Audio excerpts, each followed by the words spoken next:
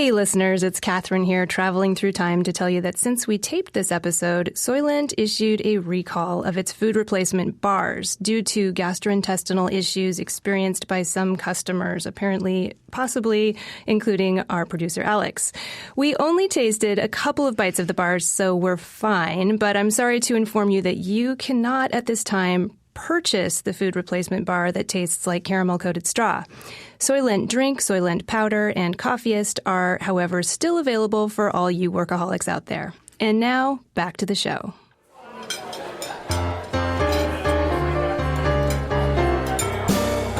Je pense sans cesse à toi. Welcome to The Foretop. It's a roundtable discussion of today's hot-button topics in food and beverage. I'm your host, Catherine Cole. On today's show, we will nibble on 3 courses. First, so what about Soylent? Second, craft beer's dirty little secret. And finally, fear the great white Yeti. Our esteemed panelists here in the studios of OPB are Jacob Greer, author of Cocktails on Tap, a book about beer cocktails, and a policy wonk for publications such as The Atlantic and Daily Beast. Welcome, Jacob. Hi, Catherine. Thanks for having me on. And Jeff Allworth, author of The Beer Bible and Cider Made Simple, and co-host of the Beervana podcast. Hey, Jeff. Hello. And Lucy Birmingham, certified Cicerone and author of the brand new book, My Beer Year. Congratulations, Lucy. Thank you. Nice to see you guys. Okay, let's start with our appetizer. So what about Soylent?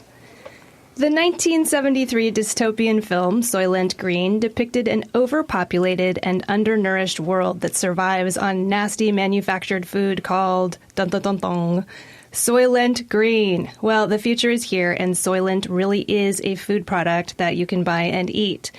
Whether in beverage or bar form, this meal replacement is popular with Silicon Valley workaholics, and there are even knockoff brands. But how does it taste? We have some samples here in the studio, thanks to Soylent for sending them to us, and we're going to let you know what we think. While we're tasting, maybe Jacob Greer, you can explain to us why people love Soylent and what its impact has been around here. All right. Well, this is a very intriguing and, depending on your perspective, perhaps frightening new product on the market. It came out it started being developed in 2013 by Rob Reinhart in San Francisco. And he basically came up with this idea that we don't really need food. What we need is the nutrients in food. So what if you could just isolate those nutrients in one easy-to-consume package, and then you would never have to worry about food again? And so he went on an experiment to basically buy all of these nutrients in their pure form and blend them in his kitchen and see if he could go for 30 days without actual traditional food. And through this process, he kept on tweaking his recipes, trying to figure out what he had too much of, what he had too little of. And when things weren't working, he would feel very sick, and he would try to isolate what the factor was that he was missing. And through the course of that, he came up with the recipe for what we now call Soylent, which is released kind of like a computer program. They talk about Soylent 1.0 and 1.2, and I believe we're now up to 2 point something. And he crowdfunded it and launched this company called Rosa Labs. It's out of LA now, and it's become very popular among people who, especially in Silicon Valley, work very hard and don't want to have to leave their desk or go out to a restaurant, and they can just grab a Soylent, pop open the bottle, and have a meal with everything they need right off the bat. We're all professional tasters here, so I just want to go around and get everyone's impressions. What do you guys think of the bar? We've got 3 things here, right? We've got the bar, we've got the Soylent liquid, just called Soylent, right? And Coffeeist, which is a coffee liquid. So there's one thing in common for all 3 of these for me is this kind of strange hidden grittiness. It's like it's smooth when you first taste it, and then there's something that's in my teeth, like this very weird, sandy, subtle grit. I don't love it. I think our producer, Alex, called that chalky, that texture. Chalky would apply, yes. How about you, Jeff? Yeah, it catches in your throat, for one thing, which is not great for a podcast. But, yeah, something like pancake batter and paste, I would say, is the flavor profile. Not offensive, but not delightful. Yeah, the comparison I'd seen online, which I think is pretty apt, is it reminds people of cereal milk. Like you've had your bowl of cereal and now you have the milk that's left over that's now a little bit sweet and a little bit thicker and grainy. And I get that quality off of that. Yeah, actually, one thing I thought of when I first tasted it was it reminded me of rehydrated dried milk, which I used to have when I was a kid because I'm that old. I'm with you, Jeff. I had that stuff too. Yeah. I mean, the chalkiness does make me think that this is something that I'm going to drink at the beginning of a very bad doctor's visit. It's what it's setting me up for. But it's also really neutral. I mean, it's not offensive at all to me. No. It's true, and it's not really, really sweet. It's not going to overpower me with sugar, but I can't imagine having this for days in a row or meals in a row. No. And the coffee one is actually a little bit like malted milk almost. It's I don't know, with a little fake chocolate flavoring more than coffee.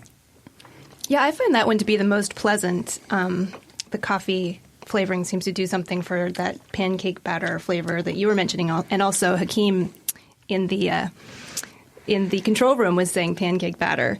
And then, did you all taste the bar? To me, the bar is very caramelly. I don't know what to make of it. It reminds me of a power bar. Sorry, my mouth's full. Excuse me. And the texture, just remember those early power bars, like before Cliff bars, before bars got more advanced. I feel like we've regressed. We're back to the early power bar. Yeah, and I was reading something where someone described the drink as Slim Fast, only it's for guys. So they call it a tech drink rather than a diet drink.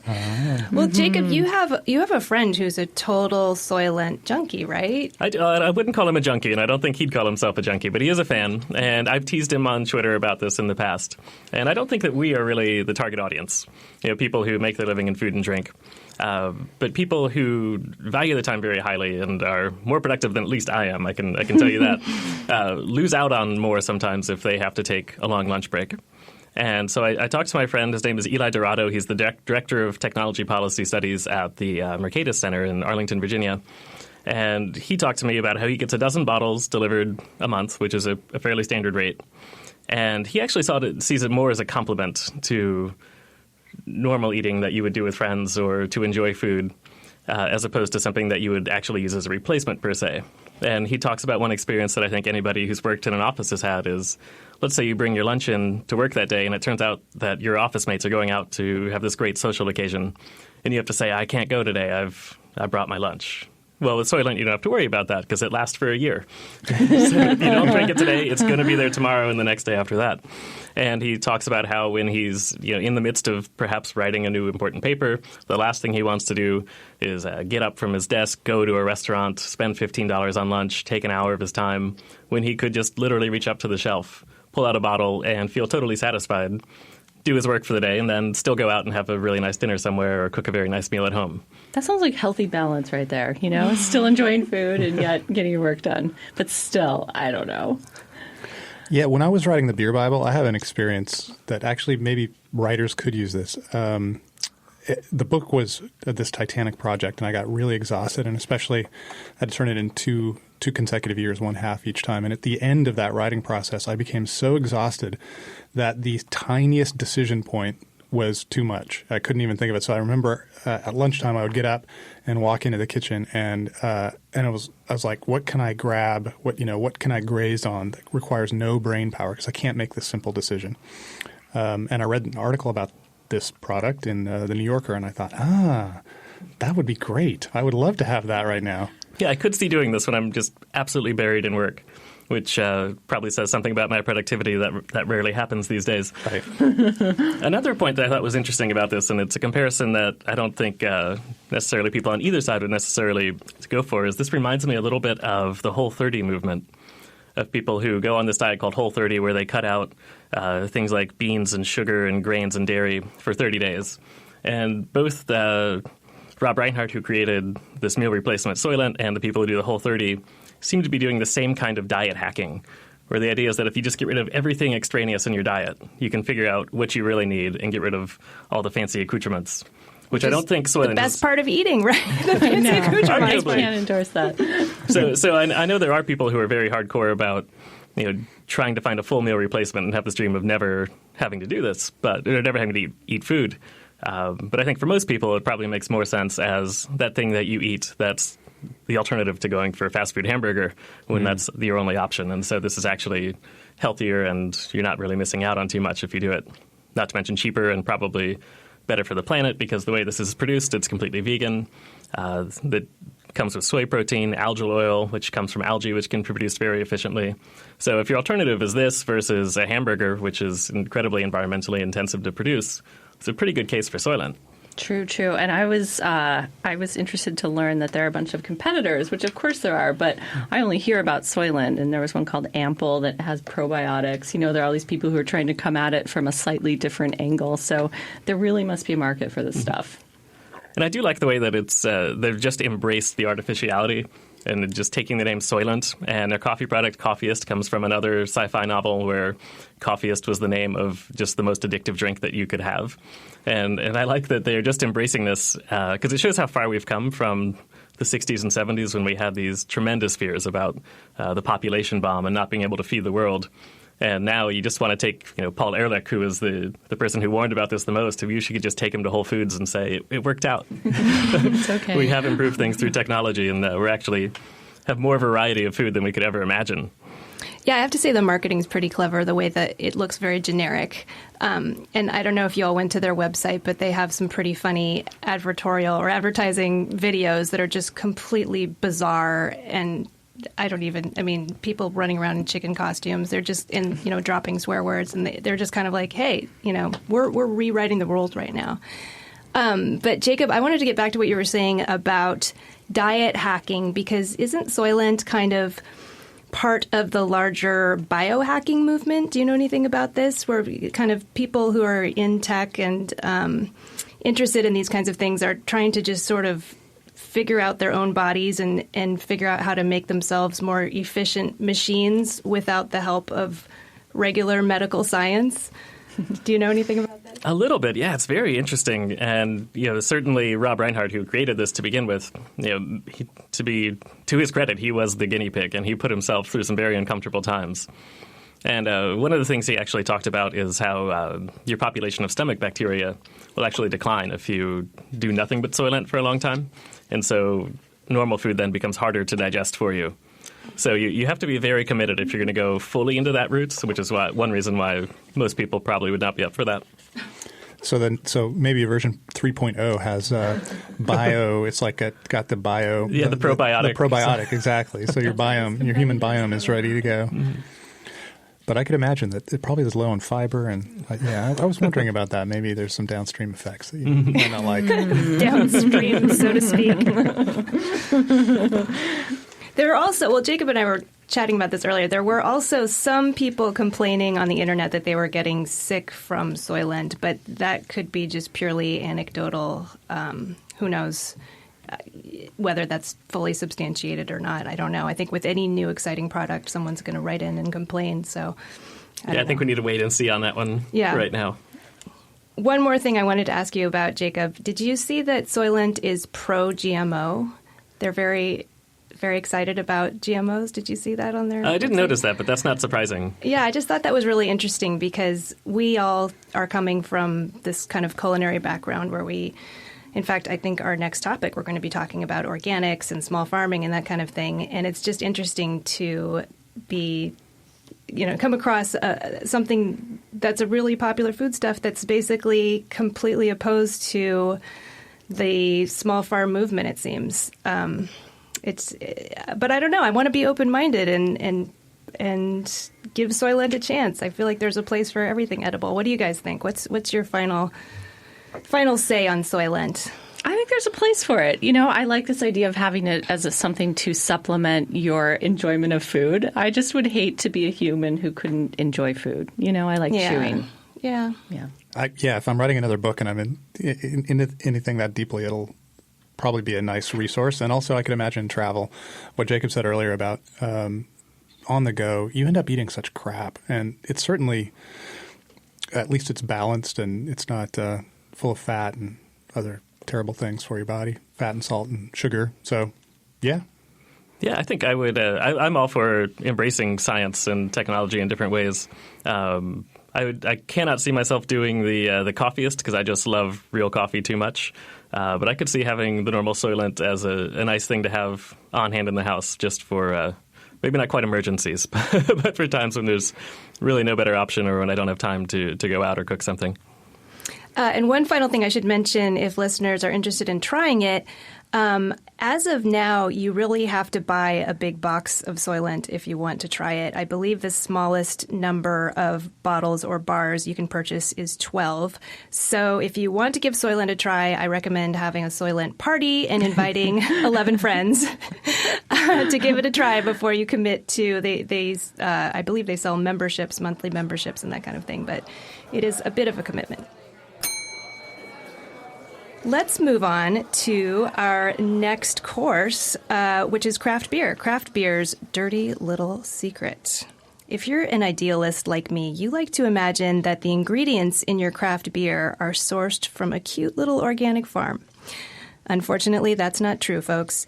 The barley used in beers are actually water-intensive commodity crops, and it turns out that even certified organic beers aren't actually completely organic. Jeff Allworth, are you going to burst my bubble about the ingredients in craft beers? Yes, I am. Maybe. I'm not sure about your bubble, but we need to do a little truth-telling here, and I know that Jacob and Lucy know this stuff too. Beer is an industrial product, and there's a huge amount of effort to talk about it in terms of being a small artisanal practice that people do, and it calls to mind people in burlap and big hats, and it's not really like that. I mean, if you go to any brewery, even a small brew pub, you're going to see large sacks of grain, sometimes silos of grain, to make a 10-barrel batch of beer, which is a pretty standard brew pub amount. You're going to probably use 500 pounds of barley. You do a bigger batch. Some breweries have 50-barrel, 100-barrel, 250-barrel batches. You're talking about insane amounts of grain. Hops are a little bit different. They're a spice so that you use less of them, but you can still use 5 to 10 pounds per barrel. So you're talking about quite a few pounds of hops. These are not things that can be produced, in small amounts. So breweries tend to buy them in bulk, and when you buy your grain, you're actually buying it from a maltster, not the person who grows the barley, because the person who grows the barley then sends it to be malted to the malt house.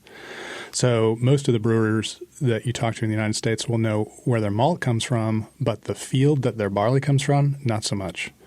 And then one last little quirk, you mentioned organic. A few years ago, organic beer was getting going, and the USDA had this period of time where they were deciding whether or not organic beer would require, if you'd require all the ingredients in beer, and basically there's two, malt and hops, to be organic, and they excluded hops. So you can actually make organic beer. It can't be called 100% organic, but it can have the organic label on it and have conventional hops, which is mainly what are produced now. There are not so many.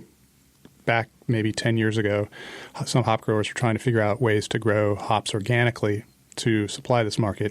When the USDA made that decision, it's way harder to grow anything organic, especially commodity crops. And so there are still organic hops out there, but they're a quite small minority. So is your bubble burst? Did I do a good job? Yeah, and I find the hops part pretty surprising because I feel like hops grow like weeds almost. Why is it so difficult to grow them organically? They're not that easy to grow, and I want to throw this to someone else because everybody else knows just as much about beer as I do here. So this is false, by the way. This is very false. What's that? What's false? That I know as much about beer as Jeff does. Everything you just said is false. I know. Oh, no. Yeah, the rest seem good. Well, you guys know how hops are grown and why it's hard to grow organic hops, I think. Powdery mildew, pests, monoculture, same thing. It's the same reason it's hard to grow hops elsewhere. I guess just a monoculture, which is growing one crop and nothing else, it's always hard to go organic because, nature didn't mean for plants to be grown that way, right? Because nobody jumped in, you forced me to do this. I must now tell you one paragraph history of hops in the United States, hop growing in the United States. Go for it. Do it. Originally, New York was our great hop growing state, and the hop fields in New York were wiped out by blight, and so they came west, and now all the hops are grown in the Pacific Northwest, and that's because they were they were destroyed in New York, which presumably was at a period of time in the 19th century. They were organic, I guess. They probably didn't have They didn't pesticides. have an option. Yeah. It's all So organic. it can be a challenge. I've heard hop growers say that it takes so much experimentation and extra attention and time and creative thinking to grow organic hops because there simply isn't a good system to get good yield, to protect the plants from all these things Jeff just mentioned. So it's just, are they going to invest in this? And often I don't think there's a good cost benefit for them to do that, especially with this labeling. Brewers aren't clamoring to get organic hops by any means. Wow. I don't want to fixate on this, but I find this so surprising that the USDA would be so lax about hops being organic because they are so stringent with other products being all organic. And with wine, not only do all your ingredients have to be organic, but you can't add any sulfites, which you kind of need to keep the wine from spoiling. So, wow, it seems like they're very loose with beer. Well, jump in here, Jacob. What's your thought on?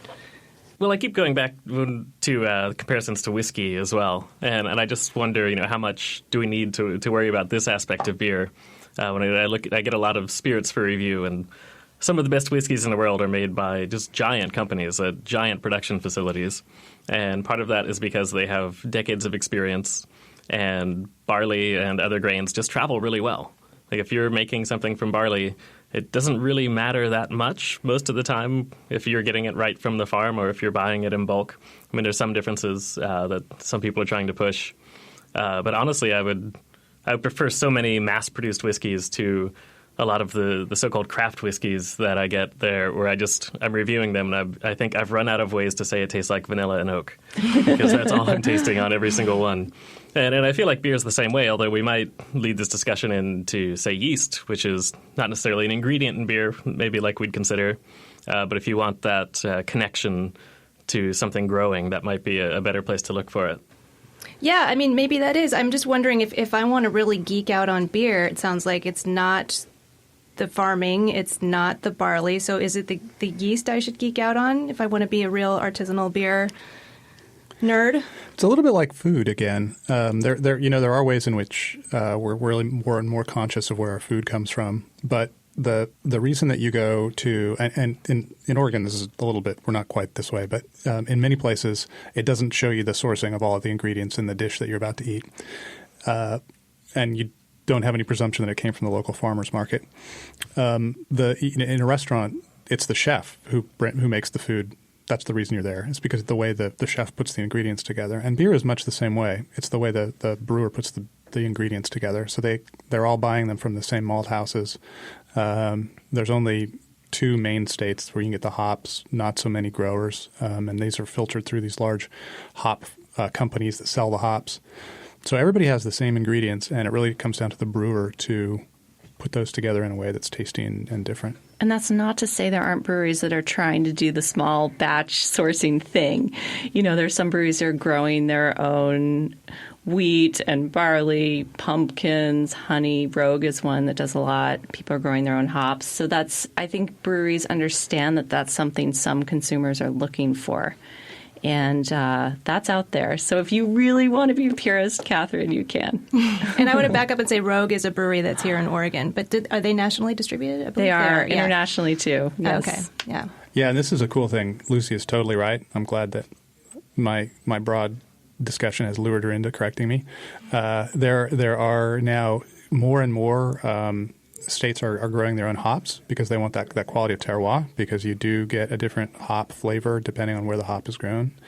And people in other states want to have some quality of the Midwest or the South in their beer.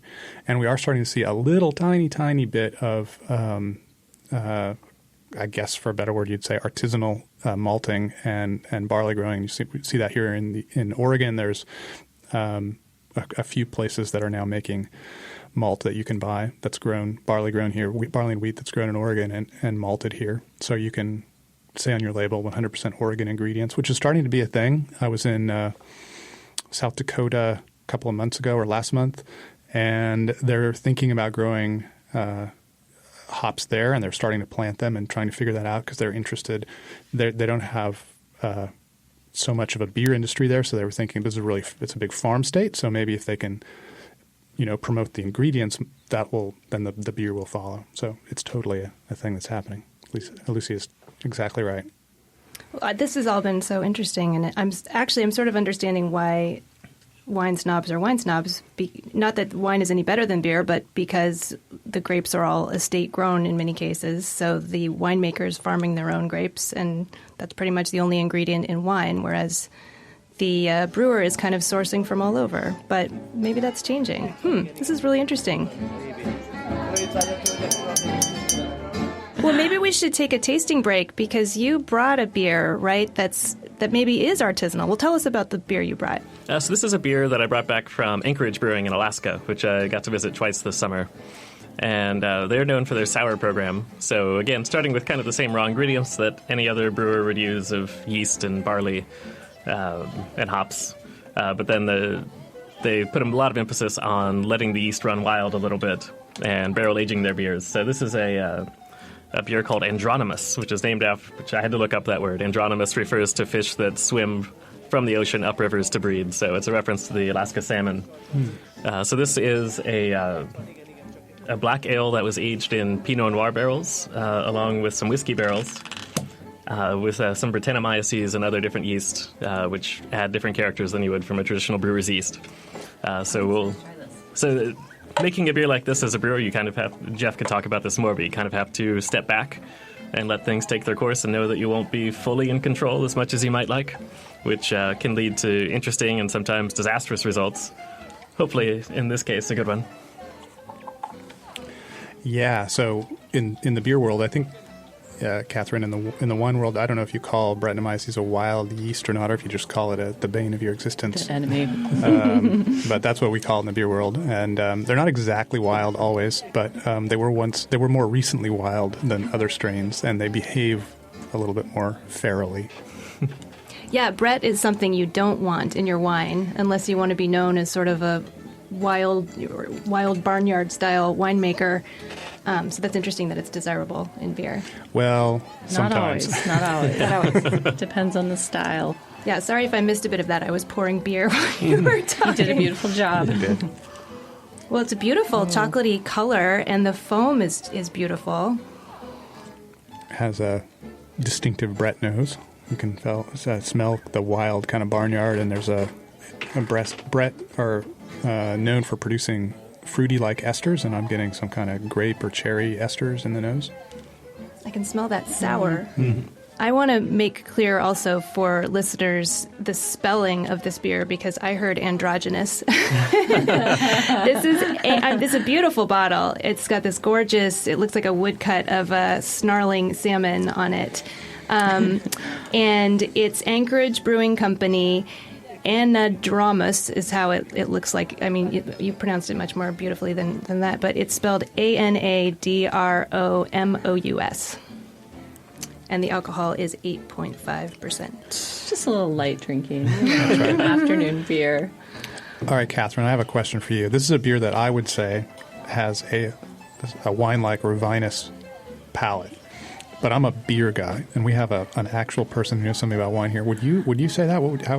Is that an accurate term? Should we even use that? I mean, in terms of beers, yeah.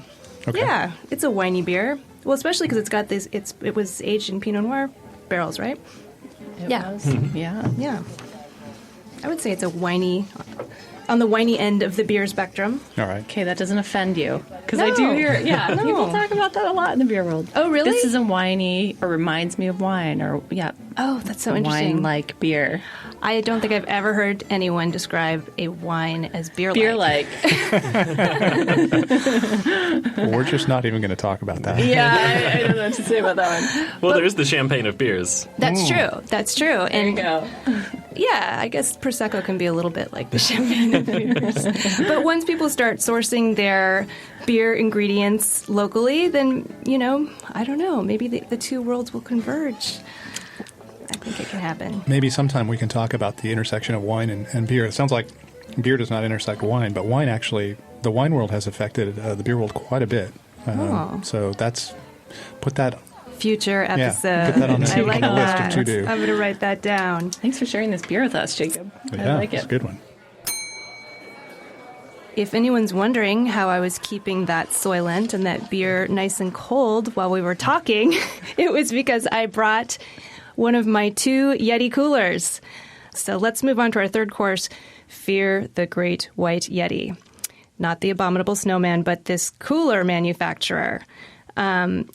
So Yeti Coolers is this company that, as we're recording this episode, was seeking a valuation of $5 billion for its IPO, making it worth more than the GDP of a small nation such as, say, Fiji. These Yeti coolers are aesthetically very appealing, and apparently they're bear-proof. But they're plastic coolers, so anyone who's interested in beverages or food or keeping things cold has been kind of scratching their head about this phenomenon that is Yeti. And luckily enough, we have Lucy Birmingham here. You have a little insider knowledge about Yeti, I believe. So can you explain to us what's going on with this company? Well, I do think this is really a phenomenon. Yeti was launched in 2006 by these 2 brothers, Ryan and Roy Saders, and they were both really into sport fishing.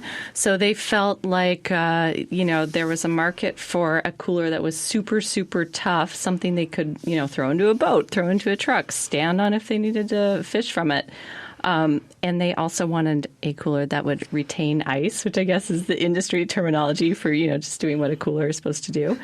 So they started selling these over-engineered, which is their word for these coolers, not mine, pretty expensive coolers. Usually coolers at a grocery store or Target or whatever are $40, and I think their first cooler they were selling was $400. So it seemed like quite a gamble. And I'm just fascinated by this business story that they found this market for something that's expensive, useful, durable. And I think they're really tapping into this desire to buy things that aren't cheap and, throw away. So it's something you can buy and have for a long time. So I'm kind of a fan. I'm jealous of your cooler collection, Catherine. Well, and I have to say, in terms of my work, because they are really airtight. So when I open a bunch of wine to taste and I want to keep them and get back to them rather than just tossing them out, I can seal the cooler and it does not let any oxygen in. So I can leave an opened bottle of wine in there for, a week and it'll be fresh when I open the cooler back up. It's kind of cool. That's kind of cool. Yep. What do you guys think? Jeff, I know you've had experience with, is there some sort of beer cooler that they produce? Yeah. I'm going to start getting a rap as bringing everything back to beer. But they have a little, I think the industry word is koozie, which I hate, but it's a metal thing. And you can put your can in there, and it actually has the screw-on thing, so you can put a bottle in there and then screw the lid back on, and it'll hold the bottle in there. And the first time I knew that Yeti was something was when I took that container to a party, and a friend of mine said, "Ooh, is that a Yeti?" And she really coveted it, and I thought, I've never even heard of this. What's this all about? So I understood then that there was some cachet in this brand. Jacob, what did you think when I asked you to grab the other handle of the Yeti and carry it in? It was pretty sturdy. My first experience with the Yeti is today in the studio, but it seems like a really good cooler. Pretty heavy, though, right? Yeah, very substantial. I liked the rubber handles, or the grips that keep it shut. Yeah, so for listeners who haven't experienced one of these things, they're, in addition to the regular plastic kind of indents that you can put your fingers into, there are also these rope handles that hang down with a plastic handle. So it makes it kind of easier for 2 people to carry or one person to carry this sort of big, heavy monstrosity. So did anyone tool around the Yeti website and see all the kind of branding stuff they've done? It seems like they kind of want to be Patagonia with all their videos of fly fishermen in Russia and bears. And their videos are beautiful. And one thing I thought was interesting is they're not really overtly marketing to the party crowd, like how many beers can you fit in here and tailgating, although they mention that briefly on their website. But they're really talking to anglers and hunters and outdoors people. But, these are great coolers for holding beer, I think. Yeah, and that's probably their main function. Right. Yeah, the large one we use basically as our second refrigerator because you can just put some ice packs in there and just keep stuff in there for days and days. The largest model they sell is a Tundra. It's called a Tundra. It holds 82.4 gallons. It costs $1,300. And it says, Yeti said on their website, it can hold multiple elk. Or if you're in the mafia, multiple dead bodies. Whatever, Yeah, there you go. If you're making Soylent. Yeah, in the film, isn't it, at the end they find out that the Soylent is made from dead human bodies? Is that right? Yes. Yes. Soylent Green is people. Yes, if people didn't get the reference there. I can't think of another newish food-related company that's been valued at that. Jacob, you know about this kind of thing? Well, I was looking at it, and I'm trying to figure out why they have such a high valuation and what their future strategy is. And the two real ways that they could be continuing this long-term growth are, one, they have patents on what they make. And I saw an article saying that they do have a few patents and they have even more pending. But they're facing challenges on that, where now that the retailers who are like Cabela's and Walmart, who are really driving their growth, are realizing that they can also make a good cooler and they can definitely make a good koozie and all these other marketed items. And so there's a little bit of a battle there where they're trying to hold on to that market share against people who might be able to do it more cheaply. And then also just it's interesting how much of their investment is just in the brand. The cooler does seem really good, but it looks like a lot of their growth is just things like bottle openers and koozies and small handheld things with the Yeti brand. And that can be very fleeting. Yeah, I was looking up other companies that have been valued at $5 billion lately, and I came up with a bunch of tech companies. So it was kind of interesting that this is clearly they're making an actual product that you can hold in your hands, unlike, say, Pinterest, I believe, was another $5 billion IPO, which is just sort of fleeting and it's in the ether. And yeah, well, and that number might be aspirational, the $5 billion. We'll see what actually comes out of the process. We should make it clear that as we're taping, we're not sure when the IPO will be. Is that correct? Correct. I think they were guessing October, so sometime soon. So it is October as we're taping. So who knows? We might have to do a little update at that time. Yeah, I wonder if one of the things that's interesting. So I grew up in Idaho, and my father is a big hunter and fisherman, and I grew up in that kind of environment. And in the outdoors world, you tend to have a bifurcation. You have very, very cheap stuff and a big market for really cheap stuff. And then you have the opposite. And outdoorsmen will pay an insane amount of money for certain things. My dad had a $1,000 bamboo fishing rod, and he was still wearing suits that were like 30 years old because he doesn't buy anything. He has a $1,000 fishing rod. So he will spend money on this kind of item and this kind of item only, and he would be useless to advertise to for anything else. But this kind of stuff he'd go for. So maybe one of the reasons is they're finding a market that is not available for other products. Yeah, it makes sense. I mean, if you're obsessed with something, like so many cooks have to have that insane European stove, and they will pay thousands of dollars for it, or the newest Cuisinart. If it's something that matches with your passion and it's the best thing out there, money's no object, right? I guess. Yeah. Well, any more thoughts about the Great White Yeti, folks? I guess it comes in other colors. Not very many, though. Yeah, no. So what about a report from your husband? What does he think compared to other coolers he's owned? Well, he has a boat that's got a white deck. It's a Boston whaler, and he just loves having the Yeti. It's like the same. I think part of it's aesthetic. I shouldn't speak for him, but it's kind of like the same material that the boat's made out of. There's something wonderfully tactile for fishermen, and I think also just the fact that if you catch a fish that you can keep, you've got your ice in your Yeti, you seal it up, and it is completely fresh when you get home. You don't have, a situation where you've got a fish that's starting to smell by the time you've gotten home. I mean, I guess most other coolers would probably be fine, but with the Yeti, it's like it is completely sealed in there, hermetically. So I don't know. It's a pretty good endorsement. I should have brought him in here for this segment. Yeah. It sounds a little bit like my dad and his fishing rod, because I would ask him, why is this so much? Is this like, his other fishing rod was maybe like $30. It's like, really? That much difference? He couldn't explain it either. Yeah. I don't know. Yeah. Maybe Yeti is going for that. It's just like you just really want something that's just absolutely the best. It's great. Yeah. I guess we're not their demographic, but since we're a bunch of beverage people, I think it's exciting. Anyway. Well, hey, let's kind of wrap up right there. But first, let's go around and each share something for dessert. I'm going to go first.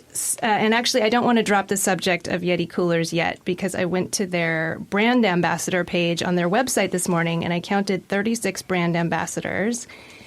And of these, only 2 were women, which was a total bummer. Oh. Especially if you Google Yeti and women, you pull up all these photos of women in tiny string bikinis, like posing on Yeti coolers. No. It just made me sad. And one of these women is actually the wife in a husband-wife duo. So she almost only counts as half a brand ambassador. They are celebrity big game hunters in Iowa. But the good news is the one independent female Yeti brand ambassador is, dun, dun, dun, dun, my second cousin. I had no idea. I had no idea. So I have to tell you about her because she's awesome. Hillary Hutchison lives in Columbia Falls, Montana with her family, and she's a star of Trout TV. And she just lives this amazing life where she just like travels around the world fly fishing and is on TV. So you've got to check out her website, Trout TV, or go to her Instagram feed and just drool if you're one of those people who wants to be outdoors all the time. It's just beautiful stuff. And I noticed that she kind of cycles through trucker hats from her sponsors. And so she has her little Patagonia trucker hat, and then she has her Yeti trucker hat in some of the pictures. So she's amazing. I'm totally awed by her. And I'm glad she is representing the ladies on the Yeti Cooler website. So anyway, on to Jeff. What's your dessert for today? It's pumpkin beer time in the beer world, and pumpkin beers are surprisingly controversial. They are typically pumpkin doesn't, once you ferment it out, it doesn't taste like much. So people add spices, pumpkin pie spices, so really kind of taste more like pumpkin pie beer than pumpkin beer. And they were wildly popular about 5 years ago, and everybody started making them. Festivals started.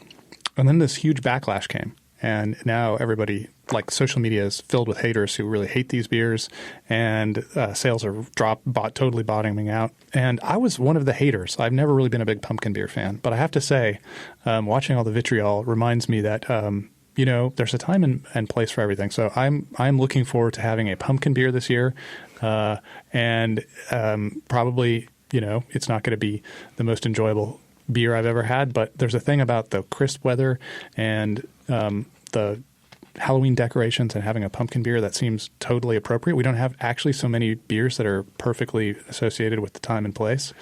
And if we lost that, it would be bad. So I'm encouraging people to drink your pumpkin beer and not be a hater. We like at Thanksgiving we have our terrible cranberry sauce that we don't like, and we never have it again. But we have it then because it's appropriate, right? So that we're humans, we have to have our things seasonally appropriate. Even and Peeps for Easter. For Easter, who eats Peeps aside from Easter? Nobody. I love this passionate argument for pumpkin beer. This is not something you hear every day in the beer world. So right. It sounds like with Soylent. It's like there's a time and a place for it, right? I'm actually probably even blushing because I'm defending pumpkin beers here. I really would hate to see them go. We won't tell anybody. A year from now, there'll be a pumpkin spice Soylent that we can enjoy. Yeah. That's right. All right, Jacob, what do you have for us for dessert? So I thought I'd tie back into our Soylent conversation and technology to talk about a book that I picked up that came out this year that I like a lot. It's called Unnaturally Delicious, and it's by Jason Lusk, who's an agricultural economist at Oklahoma State University. And Lusk basically takes this approach of trying to court a path forward between people who sort of romanticize food and want to get back to a very old-fashioned style of producing and selling food, and the self-described hard-headed realist who just say we just have to industrialize all the way down, even harder than we are now, to feed a growing world. And he takes a very optimistic approach to how technology and markets might improve our lives and improve the lives of animals, basically embracing things like genetic modification, the bioreactors that create the algae that we drank in the Soylent today, from also things like using markets to improve the way we raise chickens. He has ideas like selling animal well-being units, much like we sell carbon offsets now. So even if you're a vegan who never eats an animal in your life, you can buy an animal well-being unit and still have an economic impact on how animals are raised. Sounds very science fiction to me. Wow, and the cover, as you might notice, is this orange that has every segment a different artificial color, which so he's very much embracing this the science approach, which would probably turn off a lot of people that we know in a lot of ways. But I thought it was a really interesting read. And it's very light and digestible, and he just goes through different areas where science is having an impact and what that might mean for us in the future. Oh, I'm adding that to my list. That sounds really interesting. Thank you. What about you, Lucy? Well, I'm bringing it back to beer and kind of our artisan discussion. I was at the Great American Beer Festival in Denver this past weekend, and I came across this brewery I had never heard of, but I'm sure other people have. It's called Scratch Brewing. It's located in Ava, Illinois, and they are famous for making foraged beers, so sort of wild ingredients that they go out and collect themselves. And all the beers they had at GABF were made with mushrooms. So I tried their Oyster Weiss, which is a tart wheat beer made with oyster and turkey tail mushrooms along with turmeric. And it was a lovely beer. It actually ended up winning a bronze medal at GABF. So if you have a chance to check out this brewery, I highly recommend their beers. They're very unique and memorable. Wow, talk about terroir. That's like that's straight from the earth. That sounds so interesting. Except the turmeric, of course, is not locally sourced. Yes, that's probably true.